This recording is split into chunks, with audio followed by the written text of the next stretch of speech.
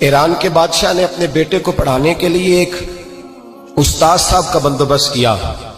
استاد صاحب کو کہا کہ میرے بچے کو دین پڑھائیے، میں چاہتا ہوں کل اس نے عنان حکومت کو سنبھالنا ہے تو یہ دین سے آگاہ ہو جائے، اس کو کچھ سکھائیے، پڑھائیے۔ بہت نیک بزرگ بڑے درویش عالم پڑھانے لگے، اسباق مکمل ہو گئے، دین کے اسباق قرآن مجید پڑھایا، احادیث طیبہ کا درس دیا، اصول فقہ سے روشناس کرایا۔ جب بچے نے مکمل تعلیم حاصل کر لی اور آمین ہو گئی، دستار ہو گئی، فارغ ہو گئے، تو پھر ایک دن استاد صاحب نے کہا بیٹے کل تم نے ضرور آنا ہے، کچھ بات کرنی ہے۔ شہزادہ گیا ملنے استاد صاحب سے، استاد صاحب نے کنڈی لگا لی، ہاتھ میں درہ پکڑ لیا، مار مار کے پورے وجود کو زخمی کر دیا، کوئی غلطی نہیں، کوئی بات نہیں، مارا۔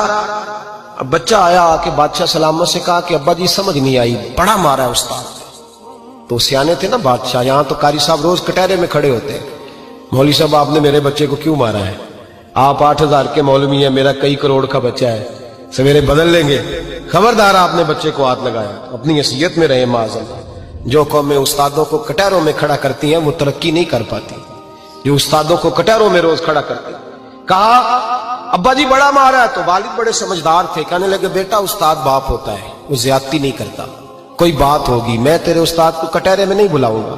اماں سے بات کی، اماں کہنے لگی بیٹا میں تیرے باپ سے کیسے بات کروں، ڈر رہا تھا۔ وقت گزر گیا، 22 سال بیت گئے، 22 سال گزر گئے، بادشاہ کا انتقال ہوا، شہزادہ تخت پہ بیٹھا، پہلا حکم یہ دیا کہ میرے استاد کو بلاؤ، پہلا حکم۔ استاد جی بوڑھے ہو گئے تھے، چھڑی کے اوپر ٹیک لگا کے آئے اور بھویں سفید ہو کے جھک گئی تھیں، یوں آنکھ کھول کے بڑی مشکل سے دیکھا، کہنے لگے شہزادے حکم ہو۔ کب میں شہزادہ نہیں، اب میں بادشاہ بن گیا ہوں۔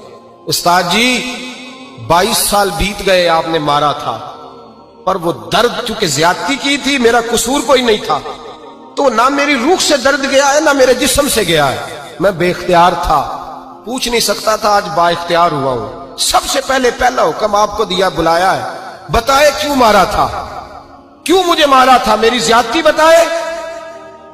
تو استاد، بوڑھے استاد کی آنکھیں آنسوں سے بھر گئیں، کہنے لگے بیٹے بس آج کے دن کے لیے مارا تھا، یہ جو دن آ گیا نا میری زندگی میں اس لیے مارا تھا، یہ میں چاہتا تھا میری زندگی میں وقت ہے، آج کے بس میری مراد پوری ہو گئی۔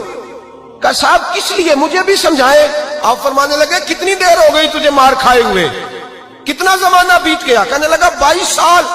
فرمایا زخم بھولے تو نہیں، درد ختم تو نہیں ہوئی، تمہیں بات ایک منٹ کے لیے بھی تمہارے حافظے سے محو تو نہیں ہوئی؟ کہا استاد جی روز رات کو یاد آتی، روز خیال آتا تھا۔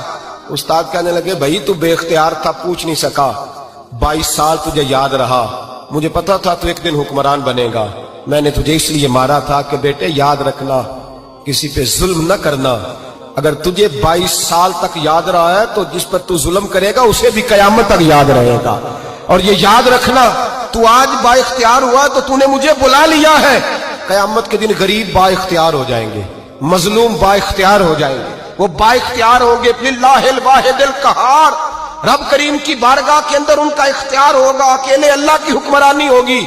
پھر وہ بلائیں گے بڑے بڑے کج کلا، دنیا میں جن کی پگڑیاں اونچی تھیں وہ سر جھکائے کھڑے ہوں گے، دنیا میں جو ڈکٹیٹر بنتے تھے ان کی پشتیں لال ہوں گی، ان کو غدار لکھا جائے گا، قیامت تک نہیں بھولے گا۔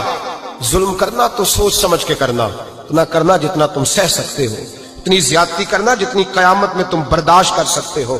میرے نبی کریم صلی اللہ علیہ وسلم نے فرمایا ظلم سے بچو، یہ قیامت کے اندھیروں میں سے ایک اندھیرا ہوگا، زندگی میں زیادتی نہ کریں، اگر تھوڑی دیر کے لیے کوئی چیز برداشت کر جائیں گے تو وہ فائدہ دے جائے گی، کچھ دیر کے لیے اگر سہ جائیں گے تو نفع مل جائے گا، سہنے کی کوشش کریں۔